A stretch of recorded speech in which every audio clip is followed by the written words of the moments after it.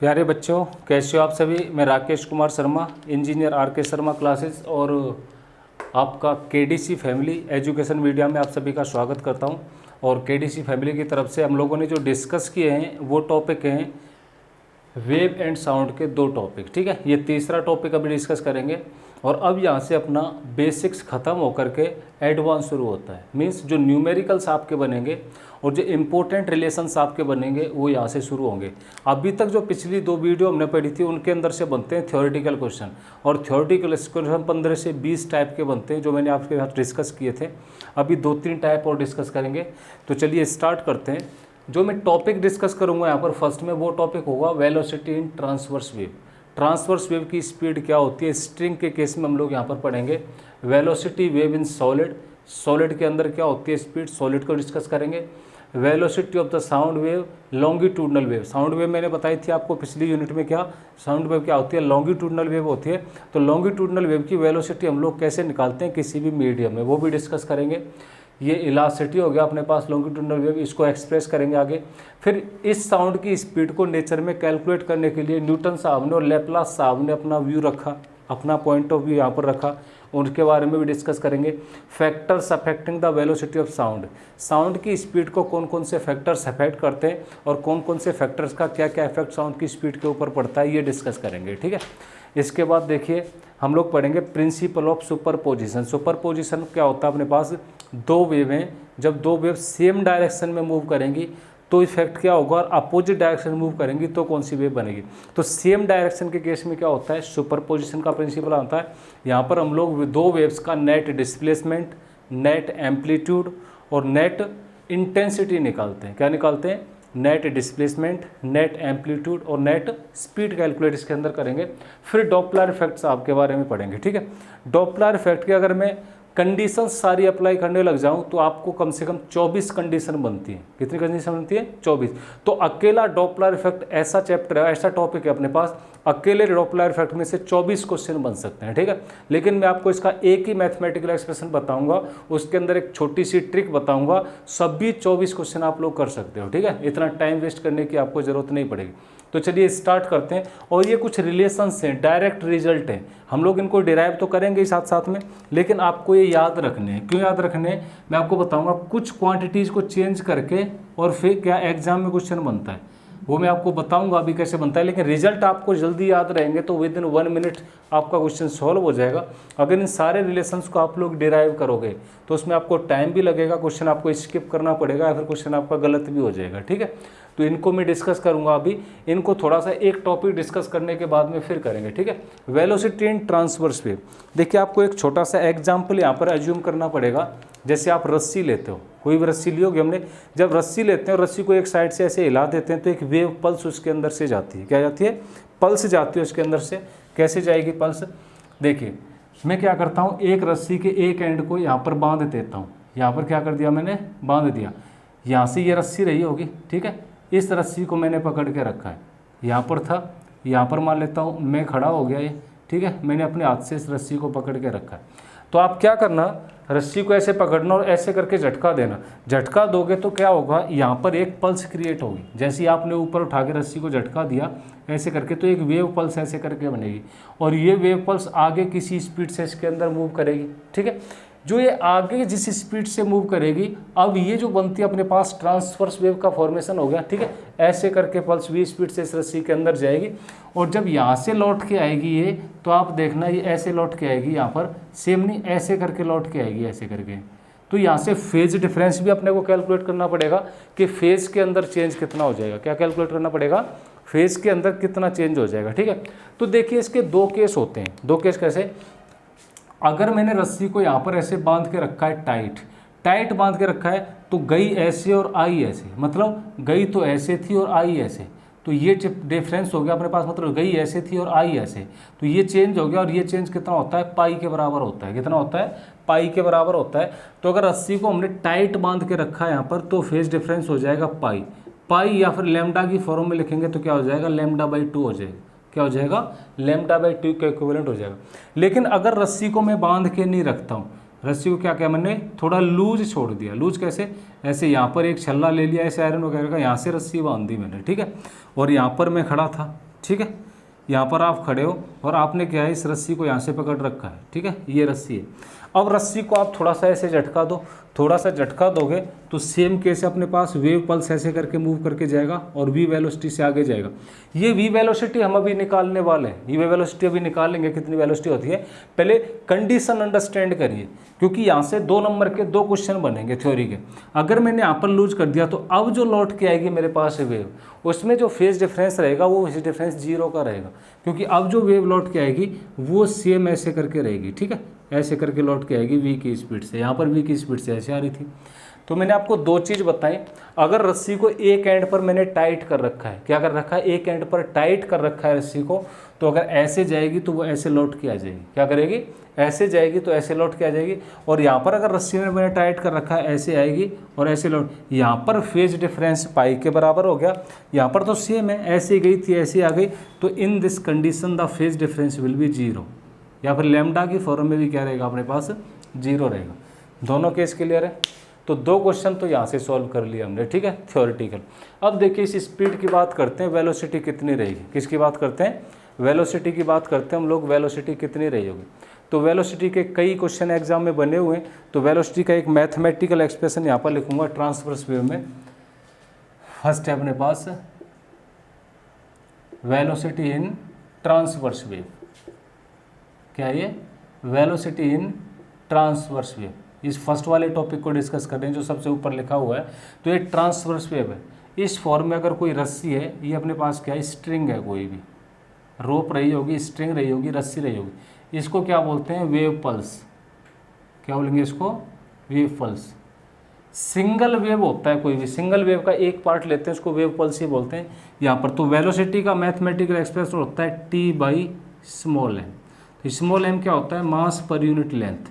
क्या लिखेंगे इसको, मास पर यूनिट लेंथ। इस रस्सी का मास देख लो कितना है, और इस रस्सी के अपने पास क्या कैलकुलेट कर लो, लेंथ। लेंथ अपने को गिवन होगी, तो मास को लेंथ से डिवाइड कर दो तो स्मॉल एम आ जाएगा अपने पास। तो मैं यहाँ पर लिख दूंगा small M is equal to में capital M, total mass per unit length. तो मास पर यूनिट लेंथ को यहाँ पर रख दो, it is the velocity of the transverse wave in the string. अब हम एक चीज़ पढ़ते हैं यहाँ पर, क्या पढ़ते हैं, जब लेंथ की बात की है, वॉल्यूम तो अपने पास कैलकुलेट करेंगे नहीं, अपने पास डेंसिटी होती है क्या, मास पर यूनिट वॉल्यूम। तो यहाँ से अगर कैलकुलेट करना चाहेंगे तो मास क्या हो जाएगा, डेंसिटी इंटू में वॉल्यूम के बराबर आ जाएगा। क्या आ जाएगा, डेंसिटी इंटू में वॉल्यूम आ जाएगा। यहाँ पर मैं पुट कर सकता हूँ डेंसिटी इंटू में वॉल्यूम। तो लेकिन देखिए यहाँ पर हम एरिया की बात करेंगे, सिर्फ किसकी बात करेंगे, एरिया। क्यों, क्योंकि रस्सी की जब मैं बात करूंगा तो सिर्फ क्रॉस सेक्शन एरिया देखूंगा, टोटल तो लेंथ है अपने पास, टोटल वॉल्यूम नहीं। रस्सी का क्रॉस सेक्शन एरिया कितना है, सिर्फ क्रॉस सेक्शन एरिया लो। तो मास की जगह पर क्या लिख सकता हूँ मैं, टी डेंसिटी ओवर में एरिया लिख सकता हूँ। तो यहाँ पर देखिए टेंशन ओवर में area, force per unit area क्या हो जाता है मेरे पास, स्ट्रेस। तो एक और मैथमेटिकल एक्सप्रेशन आ जाएगा कि स्ट्रेस को हम किससे रिप्रेजेंट करते हैं, रो से रिप्रेजेंट करते हैं, स्ट्रेस बाई डेंसिटी। क्या आ जाएगी, स्ट्रेस बाई डेंसिटी। स्ट्रेस को ऐसे लिख देता हूँ क्योंकि रो से मैंने डेंसिटी को लिख रखा है। तो ये क्या हो गया अपने पास, स्ट्रेस, और ये क्या हो गया, डेंसिटी। क्या हो गया, डेंसिटी हो गया। तो मेरे पास speed of the transverse wave के 2 एक्सप्रेशन आ गए, दोनों आपको याद रखने हैं, ठीक है।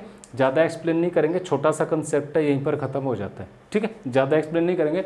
आपको क्या करेगा, रस्सी दे देगा जी, रस्सी अपने पास 5 किलोग्राम की है, 5 मीटर की रस्सी रही होगी, तो 5 किलोग्राम की रस्सी, 5 मीटर की रस्सी, मास पर यूनिट निकाल लेंगे। टेंशन दिया होगा रस्सी के अंदर 20 न्यूटन, 30 न्यूटन, 15 न्यूटन, 10 न्यूटन, कुछ भी टेंशन है, तो ये बता दो उस रस्सी के अंदर अगर हम वेव पल्स क्रिएट करते हैं तो what will be the speed of the transverse wave या फिर वेव पल्स। तो वेव पल्स की स्पीड कैलकुलेट करनी, ये फॉर्मूला अपने को लगा देना है। टेंशन गिवन होगा, मास पर यूनिट लेंथ निकाल लेंगे, वैल्यू पुट कर देंगे। या फिर रस्सी के अंदर खिंचाव दिया होगा, आपको स्ट्रेस गिवन होगी, क्या होगी, stress, force per unit area given होगा, तो स्ट्रेस यहाँ पर पुट करो, रस्सी की डेंसिटी यहाँ पर पुट करो। यहाँ से भी क्या निकाल सकते हैं, वेलोसिटी कैलकुलेट कर सकते हैं। क्या कर सकते हैं, वेलोसिटी कैलकुलेट कर सकते हैं आराम से। कोई डाउट किसी को, कोई डाउट नहीं है, ठीक है। नोट कर लो इसको, 2 एक्सप्रेशन है।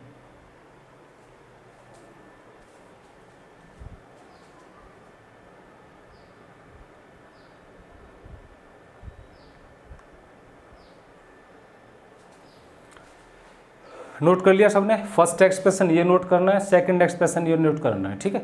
चलिए नेक्स्ट कंसेप्ट की ओर बढ़ते हैं। नेक्स्ट अपने पता velocity of wave in the solid.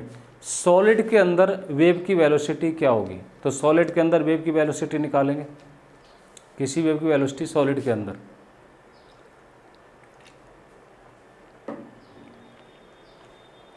इसको रफ कर देता हूँ। 4 क्वेश्चन हमने पढ़े, चारों क्वेश्चन क्लियर हो जाएंगे, ठीक है।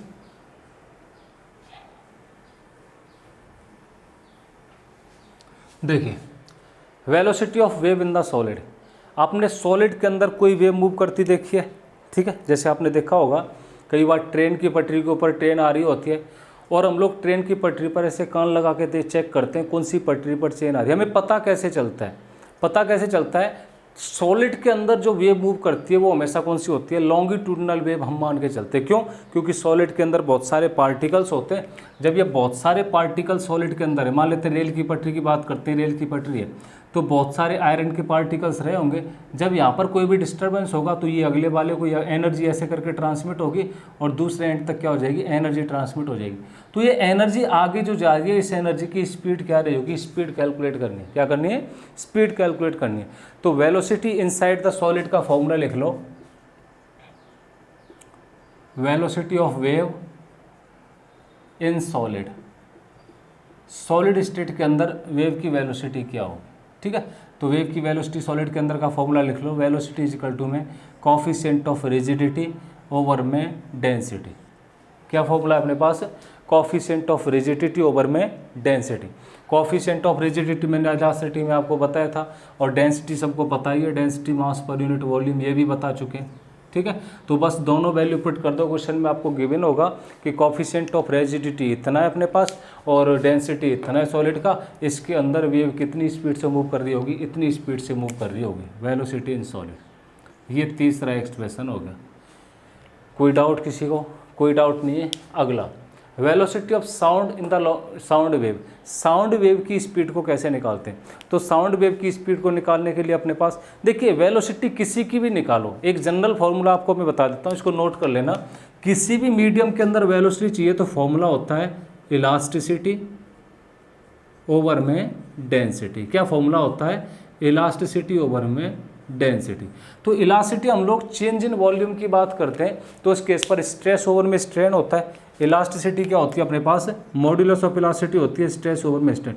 लेकिन स्ट्रेन को हम लोग यूनिटी मानते हैं। स्ट्रेन को क्या मान लेते हैं? यूनिटी मान लेंगे। Total volume per unit volume की बात करेंगे तो अपने पास इलास्टिसिटी किसके बराबर हो गया? स्ट्रेस के बराबर हो गया। तो कई जगह पर क्या करेगा? इस स्ट्रेस को उठा के प्रेशर रख देगा। क्यों? स्ट्रेस भी फोर्स पर यूनिट एरिया होता है और प्रेशर भी क्या होता है? Force per unit area. तो अगर तुमको स्ट्रेस की जगह पर कहीं पर प्रेशर लिखा मिल जाए तो आपको कन्फ्यूजन नहीं होना। आपको स्ट्रेस है, स्ट्रेस की जगह प्रेशर भी लिख सकता है कहीं पर, तो आपको कन्फ्यूजन नहीं होना है। तो जनरल फॉर्मूला क्या हो गया? ये हो गया।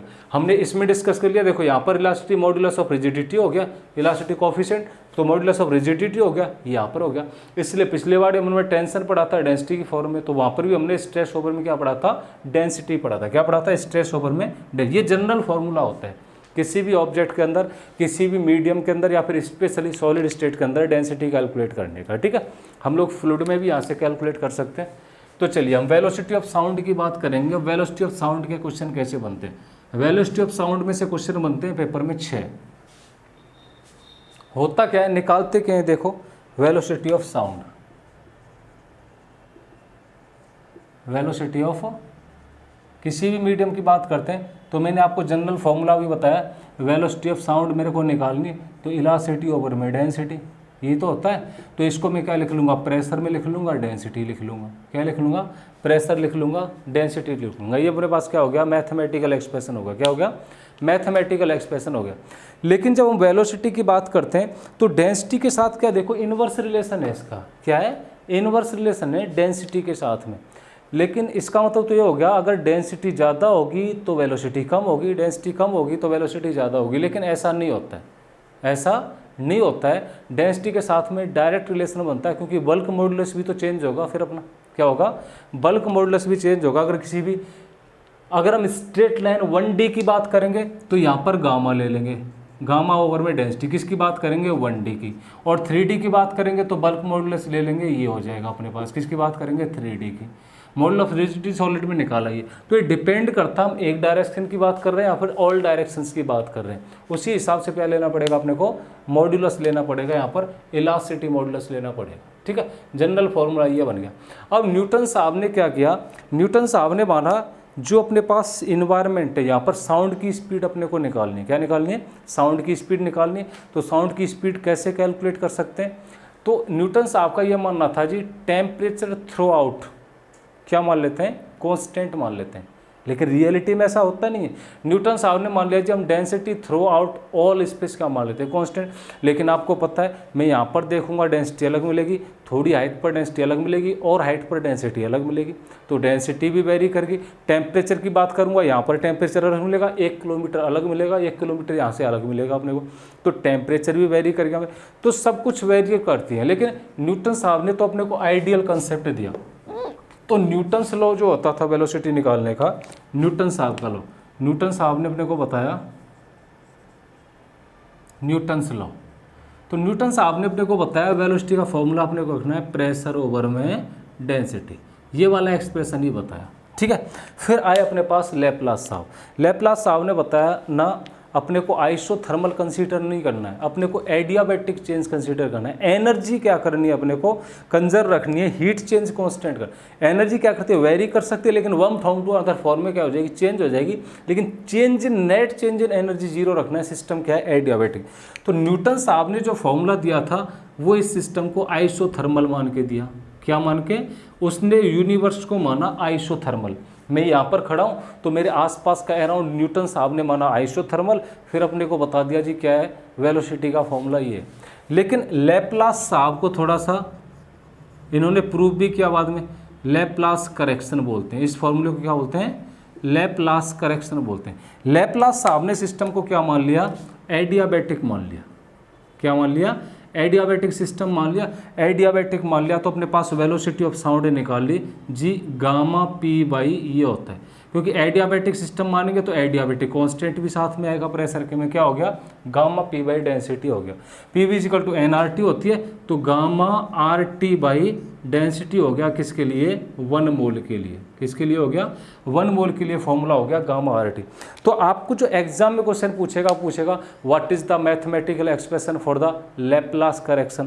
तो लैप्लास करेक्शन की बात करते हैं जी, ये होता है न्यूटन साहब का आइसोथर्मल के केस में क्या होता है, आर टी बाई रो। 1 मोल की बात की है मैंने, ठीक है। एन मोल की बात करता तो एन से मल्टीप्लाई कर देंगे, एन मोल की बात करूंगा तो यहाँ एन आर टी हो जाएगा, यहाँ भी एन आर टी हो जाएगा, लेकिन मैंने 1 मोल की बात की है, ठीक है, 1 मोल की बात की है तो ये हो जाएगा। तो लैप्लास करेक्शन का तुमको थ्योरेटिकल वो मैथमेटिकल एक्सप्रेशन पूछता है तो ये वाला करो, और न्यूटन साहब का पूछता है तो अपने यार दोनों का नेमिंग से याद रखना है, ठीक है। मैं आपको क्यों बता रहा हूँ ये जोड़ देके, क्योंकि ये 2 से 3 बार मैंने खुद देखा है, पेपर में आया हुआ है, एयरफोर्स में भी आया हुआ है और नेवी में भी आया हुआ है, दोनों एग्जाम के अंदर आया हुआ है, ठीक है। तो ये आ गया मेरे पास लैप्लास साहब का फॉर्मूला। अब आपको एक इंपॉर्टेंट रिलेशन बताता हूँ जो पेपर में आता है, यहाँ तक क्लियर है सभी को। वेलोसिटी ऑफ साउंड ऐसे निकालते हैं, न्यूटन साहब ने ये एक्सप्रेशन दिया, सिस्टम को आइसोथर्मल माना था, और लैप्लास साहब ने एक्सप्रेशन दिया, सिस्टम को क्या माना उन्होंने, एडियाबैटिक सिस्टम मेजर करके फिर माना। इन्वायरमेंट हवा, इसको क्या माना, एयर को इन्होंने एडियाबैटिक सिस्टम माना। तो जो वैल्यू निकाली गई थी वो वैल्यू ये निकाली गई थी, अप्रोक्स बता रहा हूँ मैं, अप्रोक्स। तो न्यूटन साहब ने जो फॉर्मूला दिया अपने को वेलोसिटी का, वो क्या था, प्रेशर बाई डेंसिटी। इसको रख के जो वेलोसिटी ऑफ साउंड निकाली गई थी वो लगभग 328 मीटर पर सेकंड की स्पीड आई थी अप्रोक्स, ठीक है। देख लेना कितनी आई थी, 328। लेकिन जब लैप्लास साहब ने अपने को गामा पी बाई ये दिया अपने को, इससे वेलोसिटी ऑफ साउंड निकाली गई, वो आई थी 336 मीटर पर सेकंड, या फिर किसी केस में 332 मीटर पर second. It is very close to 340 metre पर सेकंड जो हम साउंड की वेलोसिटी मानते हैं ईयर में। ईयर में साउंड की स्पीड 340 मीटर पर सेकंड मान के चलते हैं, लेकिन कई जगह 336 मीटर भी पर सेकंड मानते हैं। लैप्लास साहब ने अपने को ये दे दिया और न्यूटन साहब ने ये दे दिया, तो ज़्यादा एक्यूरेट वैल्यू के पास कौन सा था, लैप्लास साहब का था। इसलिए हम लैप्लास साहब के फॉर्मूले को एक्यूरेट मानते हैं as compare to the Newton's law for the speed of the sound in the space में स्पीड ऑफ द साउंड के केस में न्यूटन साहब के फॉर्मूले से किसका फॉर्मूला करेक्ट मानते हैं हम लोग, लैप्लास साहब का फॉर्मूला करेक्ट मानते हैं। तो ये फॉर्मूला अपने पास न्यूटन साहब ने दिया, ये लैप्लास साहब ने दिया। ठीक है, तो क्या फॉर्मूला पढ़ लिया हमने, वेलोसिटी ऑफ साउंड, ये वेलोसिटी है, क्या है, वेलोसिटी ऑफ साउंड आ गया अपने पास gamma R T by rho, ये आ गया। लेकिन आप लोग को मैंने गैस के अंदर आरएमएस स्पीड का एक फॉर्मूला बताया था, याद होगा, केटीजी में पढ़ेंगे हम, वेलोसिटी आरएमएस गैस के अंदर, साउंड भी तो अपने पास गैस के अंदर मूव करती है, तो वेलोसिटी आरएमएस होता था 3RT बाई रो, क्या होता था 3RT बाई रो। अब यहाँ से एग्जाम में क्वेश्चन क्या बना है, what is the relation between the velocity of the sound in the space and RMS speed of the gas. तो देखो आरएमएस स्पीड का फॉर्मूला मैंने यहाँ पहले लिख दिया, मैंने बताया था आपको याद रखना है, और वेलोसिटी ऑफ साउंड ये होता है, तो वेलोसिटी ऑफ साउंड ये आरएमएस ये, दोनों का रेशियो निकाल सकता हूँ मैं, बिल्कुल निकाल सकता हूँ। तो निकालिए, मैं क्या करता हूँ, इस क्वांटिटी को इससे डिवाइड कर देता हूँ, डेंसिटी से डेंसिटी कट जाएगी, तो क्या जाएगा मेरे पास, वेलोसिटी ऑफ साउंड ओवर में वेलोसिटी आरएमएस, क्या हो जाएगी, वेलोसिटी ऑफ साउंड ओवर में वेलोसिटी ऑफ आरएमएस, किसके बराबर आ जाएगा, गामा बाई 3, क्या आ जाएगा, गामा बाई 3। ये इज़ द इम्पोर्टेंट, ये इम्पोर्टेंट रिलेशन है, ठीक है, it is very very important relation for the air force, navy, army, NDA, sorry किसके लिए, एनडीए के लिए, ठीक है। तो यहाँ पर मैंने आरएमएस को ऊपर लिखा है, यहाँ पर किसको लिखा है, साउंड को ऊपर लिखा है, तो 3 बाई गामा हो गया। एग्जाम में ये क्वेश्चन था, लेकिन साउंड को ऊपर कर दो, इसको रिवर्स ही तो कर दिया हमने, क्या कर दिया, रिवर्स कर दिया, ठीक है। तो ये रिलेशन आ जाएगा अपने पास। तो क्या क्वेश्चन बनता है, what is the relation between the velocity of the sound and RMS speed. RMS velocity, किसी भी गैस के अंदर उस गैस की वेलोसिटी आरएमएस स्पीड चाहिए, और उस गैस के अंदर वेलोसिटी ऑफ साउंड चाहिए अपने को, दोनों के बीच में रिलेशन ये होता है। नोट डाउन कर लो इसको, ठीक है।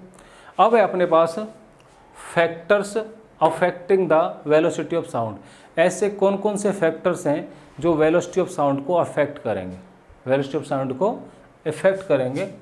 देखिए भाई, factors affecting the velocity of sound,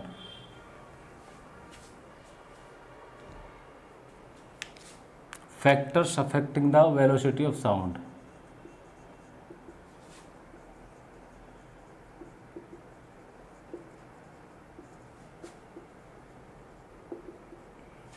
velocity of sound,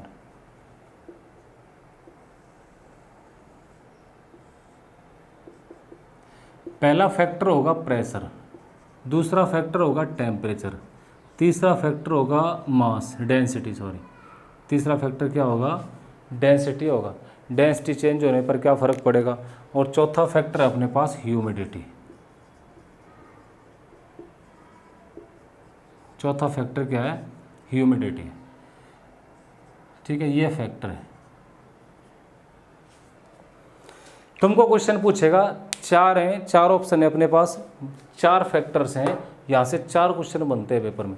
वो पूछेगा जी प्रेशर बढ़ाने पर वेलोसिटी ऑफ साउंड पर क्या फ़र्क पड़ेगा इन्वायरमेंट में, इन्वायरमेंट का टेम्परेचर बढ़ जाएगा तो क्या फ़र्क पड़ेगा, इन्वायरमेंट की डेंसिटी बढ़ जाएगी तो क्या फ़र्क पड़ेगा, और इन्वायरमेंट की ह्यूमिडिटी बढ़ जाएगी तो क्या फ़र्क पड़ेगा। तो देखिए क्या फ़र्क पड़ेगा, अगर हम प्रेशर की बात करते हैं तो प्रेशर के ऊपर क्या रहता है, इंडिपेंडेंट होता है, क्या होता है, इंडिपेंडेंट होता है। वेलोसिटी ऑफ साउंड हमने पढ़िया क्या होता है, गामा पी बाई रो, क्या होता है, गामा पी बाई रो के ऊपर होता है इंडिपेंडेंट, गामा पी बाई या फिर गामा आर टी बाई रो, यही होता है। अब आप कहोगे जी वेलोसिटी ऑफ साउंड में तो हमने पढ़ा है कि प्रेशर बढ़ेगा तो वेलोसिटी बढ़ेगी, प्रेशर कम होगा तो वेलोसिटी कम होगी। तो माय डियर, अगर वेलोसिटी हम लोग चेंज करेंगे तो डेंसिटी भी तो चेंज, प्रेशर चेंज करेंगे डेंसिटी भी तो चेंज होगी, प्रेशर बढ़ा डेंसिटी बढ़ी भाई, तो सेम चेंज, मतलब प्रेशर के साथ साथ डेंसिटी भी चेंज होगी, नेट इफेक्ट जीरो आएगा, क्या आएगा, नेट इफेक्ट जीरो आएगा। प्रेशर बढ़ाएंगे तो डेंसिटी के अंदर भी चेंज होगा, तो दोनों का जो चेंजमेंट है उनका इफेक्ट एक दूसरे को कैंसिल आउट कर देता है, इसलिए प्रेशर के ऊपर क्या रहेगा अपने पास, इंडिपेंडेंट रहेगा, क्या रहेगा, प्रेशर के ऊपर इंडिपेंडेंट रहेगा। सेकंड फैक्टर है अपने पास, टेम्परेचर बढ़ाएंगे तो क्या होगा, on increasing temperature velocity of the sound will increase. अगर हमने तापमान बढ़ा दिया तो साउंड की स्पीड क्या हो जाएगी, बढ़ जाएगी, क्यों, क्योंकि gamma R T by M होता है, वही gamma R T by T होता है। तो वेलोसिटी यहाँ से देखिए डायरेक्ट प्रोपोर्शनल टू किसके हो गई, टेम्प, ये कांस्टेंट डेंसिटी अपने पास से, तो गामा आर टी वाई क्या हो गया अपने पास ये। तो टेम्परेचर बढ़ाने पर मीडियम में वेलोसिटी ऑफ साउंड क्या हो जाएगी, इंक्रीज हो जाएगी। और ये कितनी इंक्रीज हो जाएगी, इसका एक फॉर्मूला लिख लो। Velocity at any temperature is equal to में वेलोसिटी जीरो कितनी है 1 + 0.61 मीटर पर सेकंड, इतनी बढ़ती है। ये टी है, क्या है, टी है। एक second,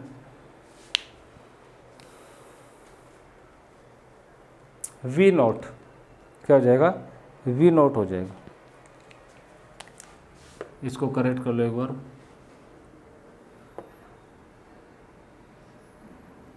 we naught plus 0.61 T, 61 T, ठीक है। कोई भी अपने को पूछेगा तो इस रेट से इंक्रीज होगा किसी भी टेम्परेचर पर, किसी भी टेम्परेचर की बात कर लो, इस रेट से क्या हो जाएगा, इंक्रीज हो जाएगा। कोई डाउट किसी को, कोई डाउट नहीं है, ठीक है। डेंसिटी की बात करते हैं। On increasing the density, density बढ़ाने पर क्या फ़र्क पड़ेगा। तो डेंसिटी के क्या होता है, इनवर्स रिलेशन होता है। क्या होता है, इनवर्स रिलेशन होता है। इनवर्स रिलेशन हो जाएगा तो क्या हो जाएगा, on increasing the density velocity of the sound will decrease. यहाँ से देखिए, velocity is inversely proportional to में अंडर रूट डेंसिटी, यहाँ से पता चल गया अपने को। तो डेंसिटी बढ़ाएंगे तो वेलोसिटी कम होगी, डेंसिटी कम करेंगे तो वेलोसिटी क्या होगी, बढ़ जाएगी। लेकिन ह्यूमिडिटी के केस में क्या होता है, क्या होता है ह्यूमिडिटी के केस में, एक सेकंड इसको देखेंगे, अभी इसको होल्ड रखिए, ठीक है, पहले इसको देखते हैं। अगर ह्यूमिडिटी सिस्टम की बढ़ा देते हैं तो वेलोसिटी क्या होती है, बढ़ जाती है। अगर ह्यूमिडिटी सिस्टम की बढ़ा दी तो वेलोसिटी बढ़ गई।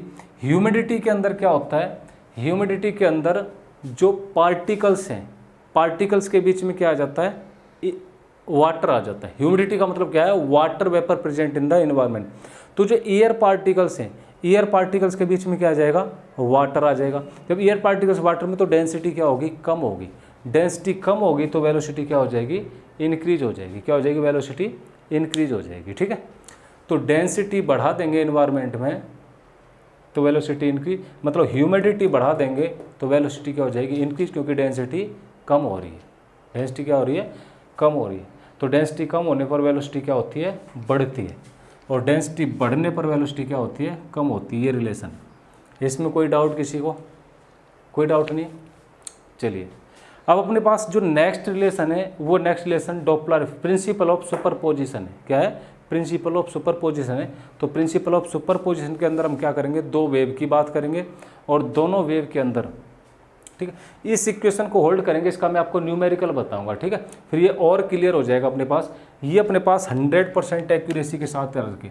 प्रेशर वाला याद रखिए, टेम्परेचर वाला, ह्यूमिडिटी वाला। डेंसिटी वाले को किस में रखिए आप लोग, सस्पेंस में रखिए। क्यों, क्योंकि ये न्यूमेरिकल के हिसाब से मैं आपको बताऊंगा क्या अपने को करना है इसके अंदर, ठीक है। या तो ये प्रूव हो गया ह्यूमिडिटी है, अगर ह्यूमिडिटी है तो एयर प्रेशर बढ़ गया, वो वाटर वेपर्स बढ़ गए होंगे।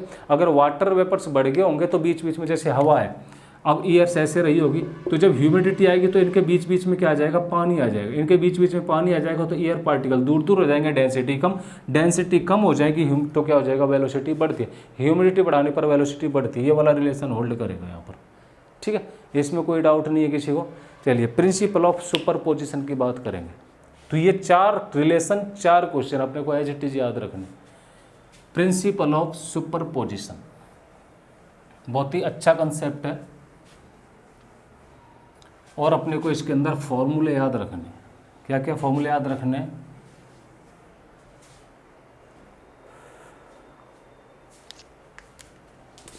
Net A is equal to में A1 का स्क्वायर A2 का स्क्वायर, और ये क्या था अपने पास, इंटेंसिटी, ठीक है। ये फॉर्मूले हम लोग पढ़ेंगे अभी इसके। प्रिंसिपल ऑफ सुपरपोजिशन,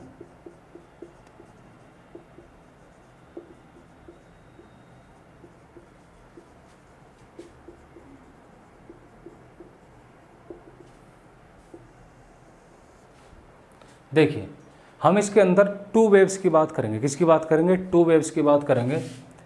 एक वेव ऐसे होगी और दूसरी वेव ये होगी, ठीक है। ये वेव ऐसे करके मूव कर रही होगी और ये वेव भी ऐसे करके मूव कर रही होगी, ठीक है। दो वेव की बात करेंगे इसके अंदर। अगर इन दोनों वेव को हमने कंबाइन कर दिया तो नेट जो वेव बनेगी अपने पास, इस नेट वेव के एम्पलीट्यूड, इंटेंसिटी वगैरह में क्या फ़र्क पड़ेगा वही देखना है अपने को। इसमें क्या पढ़ना है, इन दोनों वेव्स को हमने मिला दिया तो नेट जो वेव बनेगी